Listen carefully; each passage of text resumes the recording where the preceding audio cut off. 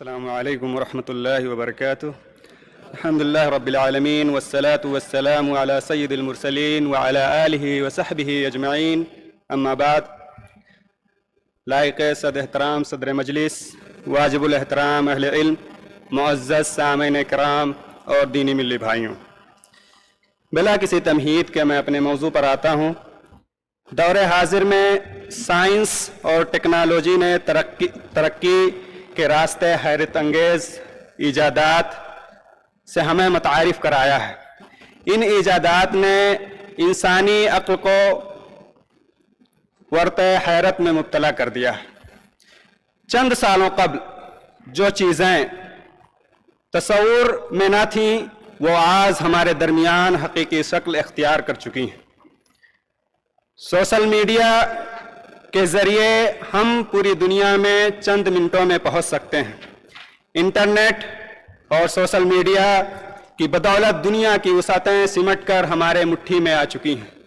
Social media نے پوری دنیا کو ایک عالمی گاؤں یعنی گلوبل ولیج میں تبدیل کر کے رکھ دیا ہے، اور یہاں پر موجود سوشل میڈیا بذات خود میں کہتا ہوں کسی تعارف کا محتاج نہیں ہے۔ یہاں پر موجود ہر شخص سوشل میڈیا کے کئی پلیٹ فارم اپنے اسمارٹ فون کے ذریعے استعمال کر رہا ہے، اور اس سے یہ بات ثابت ہو جاتی ہے کہ سوشل میڈیا ہمارے زندگی کا نہایت ہی اہم حصہ بن چکا ہے۔ بلا سوشل میڈیا کے ہم ایک دن کیا ایک لمحہ گزارنے سے قاصر ہیں۔ تو سامعین کرام، جس طرح دیگر اشیاء کے منفی اور مثبت پہلو ہوتے ہیں، اسی طرح سے سوشل میڈیا کے بھی دونوں پہلو ہیں۔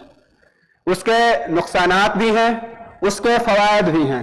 اگر فوائد کے فہرست پر نظر ڈالی جائے تو یہ بڑے طویل ہیں، اور اتنے مختصر وقت میں اس کا احاطہ کر پانا بڑا مشکل امر ہے۔ لہٰذا میں نکات کے شکل میں کچھ فوائد آپ کے سامنے پیش کر دینے کی کوشش کر رہا ہوں۔ سب سے پہلے تو ہم جانتے ہیں کہ سوشل میڈیا رابطے کا ذریعہ ہے، اور ہماری کثیر تعداد اسی لیے سوشل میڈیا استعمال کرتی ہے۔ دوسرے طرف اگر ہم بڑھتے ہیں تو سوشل میڈیا معلومات حاصل کرنے اور حالات حاضرہ سے باخبر رہنے کا ایک مؤثر ذریعہ ہے۔ سوشل میڈیا کے اوپر بے شمار معلومات دستیاب ہیں۔ اب یہ چیز ہمارے اوپر، ہمارے ثوابدید کے اوپر ہے کہ ہم اپنے متعینہ معلومات پر کیسے اور کس طرح سے پہنچیں اور اس سے استفادہ کیسے حاصل کریں۔ تعلیم و تعلم اور دعوت و تبلیغ کا بہترین پلیٹ فارم ہے۔ تعلیم و تعلم کے میدان میں بھی لوگ سوشل میڈیا سے جڑے ہوئے ہیں۔ اسی طرح سے دینی دعوت و تبلیغ کا جو مسئلہ ہے اس سے بھی ایک بڑی تعداد جڑی ہوئی ہے۔ ان کے لاکھوں اور کروڑوں میں فالوورز ہیں، اور اس سے اپنے کام وہ دعوت و تبلیغ کا کر رہے ہیں۔ یہاں میں ایک اہم نقطہ ذکر کر دینا چاہتا ہوں کہ سوشل میڈیا ایک ایسا پلیٹ فارم ہے جہاں ہمیں بات چیت، افہام و تفہیم کے اسلوب میں صارفین سوشل میڈیا سے مخاطب ہونے کی ضرورت ہے، اور اپنی بات کو نہایت ہی مختصر اور مؤثر انداز میں پیش کرنا چاہیے، کیونکہ سوشل میڈیا کے اوپر عام رائس خطیبانہ لب و لہجہ کی پذیرائی نہیں ہوتی ہے۔ تو ہمیں اس بات کا خیال رکھنا چاہیے کہ جب ہم سوشل میڈیا سے جڑیں تو گفتگو کا اور بات چیت کا لب و لہجہ اختیار کریں۔ اسی طرح سے مارکیٹنگ اور کاروبار کے لیے ایک مؤثر ذریعہ ہے۔ سوشل میڈیا کے ذریعے سے ہم اپنے صارفین تک پہنچ سکتے ہیں، اپنے پروڈکٹ کی تشہیر کر سکتے ہیں، اپنی خدمات بیچ سکتے ہیں۔ اسی طرح سے مالی تعاون حاصل کرنے کا بہت ہی بہتر ذریعہ ہے۔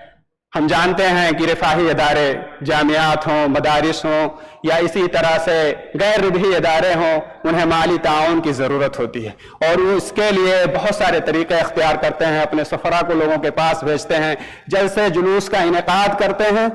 انہیں چاہیے کہ سوشل میڈیا کے ذریعے سے بھی مالی تعاون حاصل کرنے کی کوشش کریں، اور اس کی بہت ساری مثالیں ہمارے درمیان موجود ہیں۔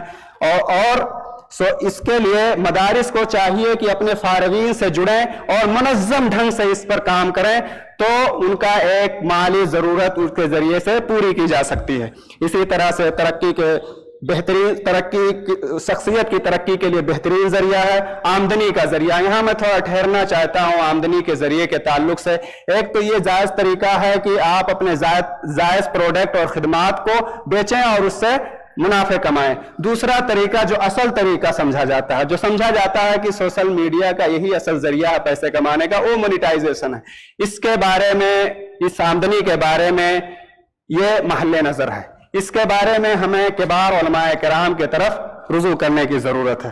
اس کے علاوہ اور بہت سارے فوائد ہیں، جیسے لوگوں کے بیچ اچھی چیزوں کے تئیں بیداری پیدا کرنا، ناانصافی کے خلاف لڑنا، اپنے حق حقوق کا مطالبہ کرنا وغیرہ۔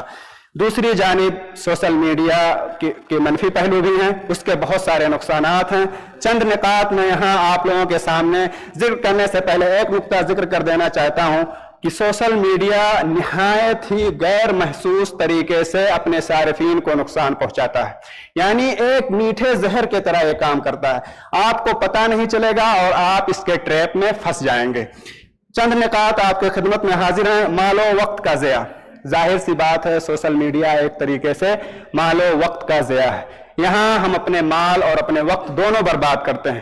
مال کے ناحیے سے دیکھا جائے تو مہنگے انٹرنیٹ پیکیجز خریدتے ہیں، دوسری طرف مہنگے اسمارٹ فون خریدتے ہیں، تیسری طرف ہم کہیں فائنینشیل فشنگ جسے کہتے ہیں مالی دھوکہ دھڑی کا شکار ہو سکتے ہیں ایڈ کے ذریعے، اور پتہ چلے کہ ہم کچھ خریدنا چاہتے ہوں اور کچھ خرید لیتے ہیں۔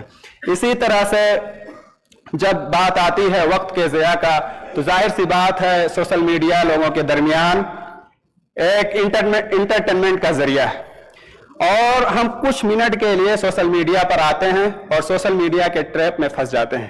اس سوشل میڈیا کے وسیع اور عریض دنیا میں ہم کب بھٹک جاتے ہیں ہمیں اندازہ ہی نہیں ہوتا، اور ہم ریلز پہ ریلز، ویڈیو پہ ویڈیو دیکھتے چلے جاتے ہیں اور یوں ہی بلا مقصد اپنا وقت ضائع کرتے رہتے ہیں۔ ہمیں احساس ہی نہیں ہوتا کہ ہم سوشل میڈیا پہ آخر کر کیا رہے ہیں۔